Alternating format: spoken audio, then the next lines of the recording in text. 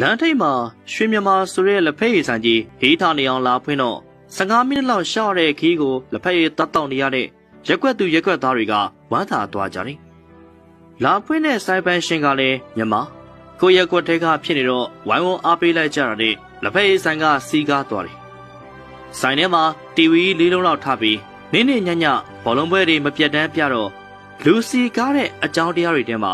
ဘောလုံးပွဲပရိသတ်တွေကလည်းအများကြီးပါနေတာတွေ့ရတယ်။ဘောလုံးပွဲတစ်ပွဲပြချိန်ကအနည်းဆုံးမိနစ်90ဆိုပေမဲ့2 နာရီလောက်ဆိုင်ထဲမှာလူစီကားပြီးတဝိုင်းမှာလက်ဖက်ရည်လေးတစ်ခွက်နဲ့ secret လေးလောက်မှာပြီးလူ6ယောက်လောက်ဝိုင်းထိုင်အားပေးတာဆိုတော့အမြင်မှားတာလူတွေများပြီးစပယ်တို့တွေကရင်သွေးချမ်းလိုက်ရတာနဲ့နားရတယ်ကိုမရှိပါဘူး။ဆိုင်ရှင်ကတော့လူတော့များပါရဲ့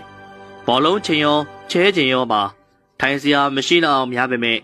ရက်ွက်ထဲကသူတွေကဒီနေရာကိုဖျော်ဖြေပွဲတစ်ခုအနေနဲ့လာပြီးအနားယူက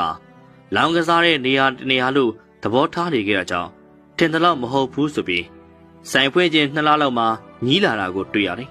။အဲဒီနေရာမှာပြောချင်တာကချင်းနယ်ပလဲဆိုတဲ့ကလမာလေးအကြောင်းပါ။လက်ဖက်ရည်ဆိုင်ရဲ့ဘေးမှာတဲလေးထိုးပြီးချင်းနယ်ပလဲဆိုတဲ့ကလမာလေးကတူရှည်လာရောက်နေ။အဲကလမာလေးဟာ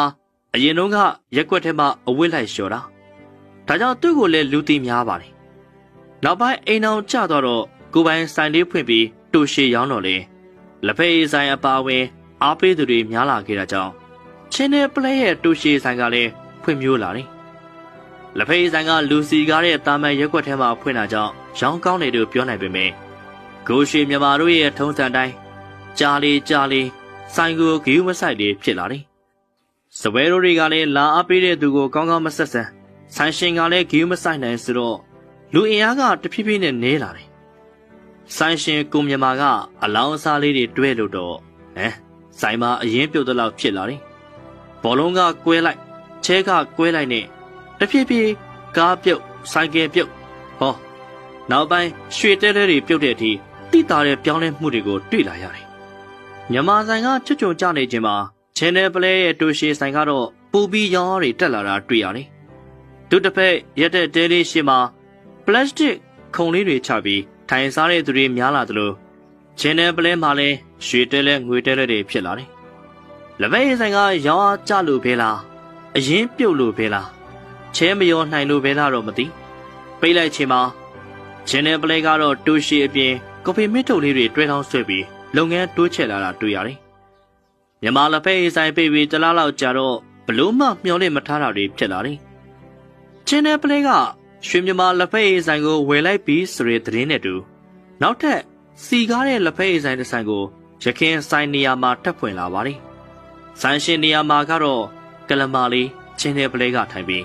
သူယောက်ျားလမ်းဘာကလက်ဖက်ရည်ဖြော်တယ်။မြန်မာဆိုင်ဖွင့်တော့ကပြီးခဲ့တဲ့ရွှေမြန်မာဆိုတဲ့နာမည်ကိုသူတို့မပြောင်းပါဘူး။အဲဒီနာမည်နဲ့ပဲလက်ဖက်ရည်တူရှီပူရီထမင်းကျော်ကလားမုံမျိုးစုံနန်းပြပလာတာအီကြခွေးစားတဲ့စားဝယ်အစုံကိုဈေးသက်သက်သားနဲ့ရောင်းပါတယ်။ထူးခြားတာကဆိုင်ထဲမှာဘာတီဗီမှမထားဘူး။ကလားသချင်းနဲ့မနက်ခင်းဆိုရင်တရားခွေလေးတွေဖွင့်ပြီးတော့စိတ်ချမ်းသာစွာနဲ့အေးဆေးဆေးထိုင်ပြီးစားနိုင်တောင်းနိုင်တယ်။ညဆိုရင်ဆိုင်ကို9 နာရီလောက်ပိတ်တယ်။ယောက်ျားကကိုယ်တိုင်လက်ဖက်ရည်ဖြောမိန်းမကကိုယ်တိုင်စပွဲတို့ပတ်စံသိန်းတော့အလေအလွင့်အလင်းဟင်းတွေကလည်းနေတာပေါ့။မြန်မာတယောက်တစ်နှစ်လောက်ဖွင့်ပြီးအလုံးမဖြစ်တာကိုတစ်ချိန်လုံးကအဝတ်လိုက်လျှော်ပြီးတူရှည်ရောင်းတဲ့ကောင်မလေးတယောက်က6 လလောက်နဲ့ဆိုင်ကြီးတစ်ခုကိုရခင်ကားထက်ပိုပြီးစီကားကရောင်းအားပြည့်တဲ့ဆိုင်တစ်ဆိုင်ဖြစ်နေပြောင်းလိုက်ပါတယ်။ဆိုင်မှာရောင်းချတဲ့ဈေးနှုန်းတွေကလည်းအသက်သာဆုံးအတန်ရှင်းဆုံးဝန်ဆောင်မှုအကောင်းဆုံးဖြစ်အောင်ပိုင်ရှင်ကိုယ်တိုင်ဂယူးဆိုင်တာကြောင့်